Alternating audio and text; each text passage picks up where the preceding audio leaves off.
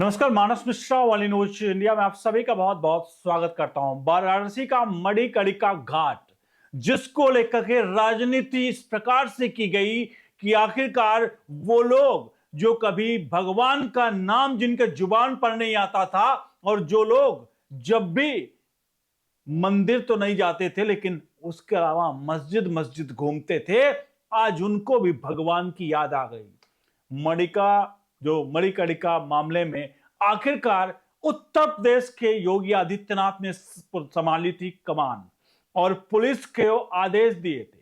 अब वही UP police जो तांडव कर रही है आपको दिखाते हैं, और आखिरकार जो नाम सामने आए हैं वो नाम आम आदमी पार्टी से लेकर कांग्रेस, जिनने इस पूरे प्रकरण को एक सांप्रदायिक रूप देने का प्रयास किया और सरकार को बेवजह घेरने का प्रयास किया, अब पूरा सामने आ गया है। आपको दिखाने जा रहे हैं पूरा का पूरा मामला, जहां आम आदमी पार्टी के संजय सिंह और कांग्रेस के नेता कौन कौन हैं, आखिरकार यूपी पुलिस और योगी आदित्यनाथ अब उनको बिल से ढूंढ ढूंढ कर निकाल करके बाहर ला रही है। दिखाते हैं पूरी खबर, पूरे मामले के बारे में भी आपको बताएंगे, और ये पूरा मामला इसको किस प्रकार से एक तरह से हिंदू भावनाओं को लेकर के जोड़ करके इसमें खेल खेला गया, उसको भी एक एक सामने आपके मतलब चीजें सामने आएंगी। आपसे अनुरोध है, वीडियो के कमेंट बॉक्स पर फिर आप प्रतिक्रिया जरूर दीजिएगा और वीडियो को लाइक शेयर जरूर करेगा।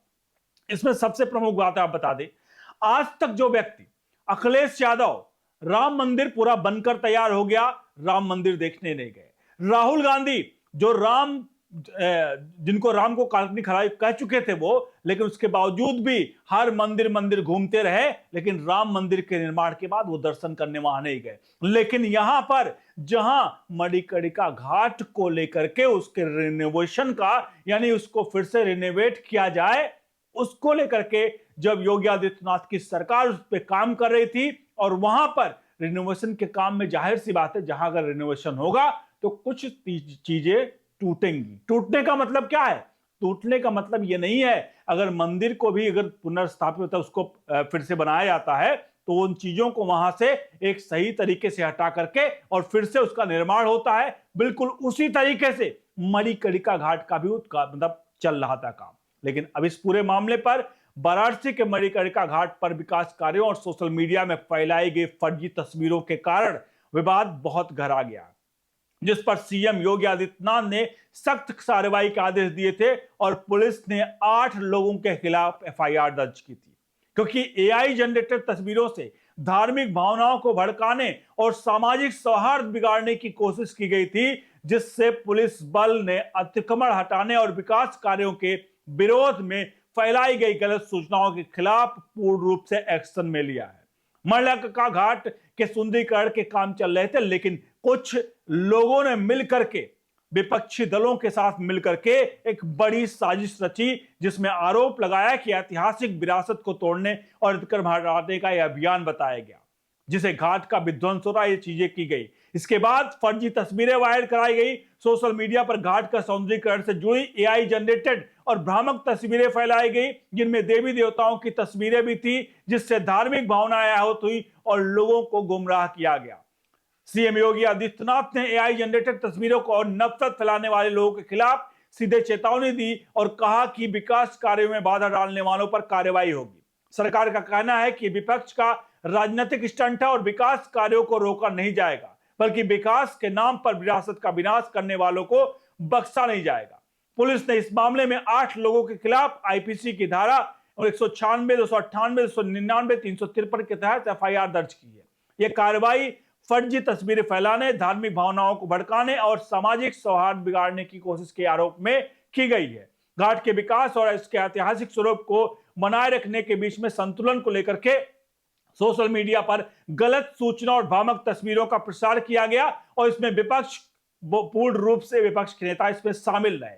अब इसमें जो नाम सामने आ रहे हैं उसमें सबसे बड़ा चेहरा है राज्यसभा सांसद आम आदमी पार्टी के संजय सिंह। जी हां, संजय सिंह ये वही हैं जो संसद में, याद करिएगा, इनको हराम में भी राम नजर आ गया।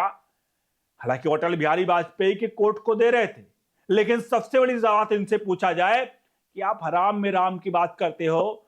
राम सर्वथा सत्य है, जीवन है, मृत्यु है और सब कुछ राम है। संजय सिंह साहब, कम से कम आप अपने घर जाकर के चार अगर आप चीजों को पूछेंगे, बात करेंगे, तो आपको हराम में राम ढूंढने वाले कतई आपके मतलब घर के लोग ही शायद बता दे कि हराम में राम आपने ढूंढा था, सच्चाई क्या है। और अब आप मणिकर्णिका घाट जिसका रिनोवेशन का काम हो रहा है, उसको लेकर के आप इस तरह की ओछी राजनीति कर रहे हैं, ये कतई भी मुझे लगता है बर्दाश्त नहीं है। फिलहाल खबर जो आ रही, संजय सिंह पर भी एफआईआर दर्ज हुई है। पप्पू यादव कांग्रेस से जुड़े नेता निर्दलीय हैं, जसविंदर कौर हैं कांग्रेस संबंधित व्यक्ति हैं, और ये सब लोग, इसके अलावा 5 और, मतलब कुल मिलाकर 8 लोगों पर यह एफआईआर दर्ज की गई है। अब सबसे अहम और सबसे प्रमुख बात यहां आपको बता दें, जो लोग भी इस पूरे प्रकरण पर और इस पूरे मैटर पर, अगर जो लोग लग रहा होगा कि यहां सरकार वहां पे ये कर रही, ऐसा करे वैसा करे, चाहे अयोध्या हो, चाहे काशी विश्वनाथ कॉरिडोर बनाया गया हो, चाहे मतलब बनारस में, चाहे अयोध्या में भगवान राम का जब मंदिर बना हो, तो उसके रास्ते में पड़ने वाली बहुत सारी ऐसी जो स्ट्रक्चर हैं जिनको हटाया गया। हटाने का एक कारण था, जब भी नवनिर्माण होगा तो पुरानी चीजों को हटाया जाएगा, और यह हमेशा से रीत रही है।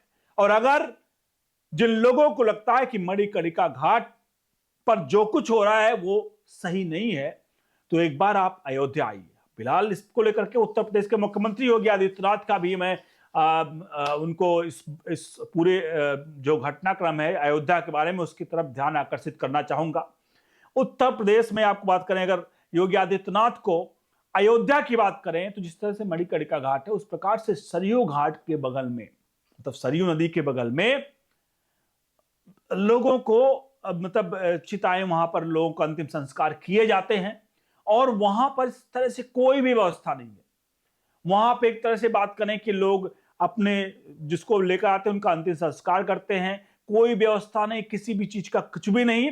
और इसको लेकर के विपक्ष कभी भी नहीं उठाती आवाज। मैं इसलिए कह रहा हूं विपक्ष की आवाज नहीं उठाता, क्योंकि विपक्ष को हिंदुओं के हित में नहीं बात करना है।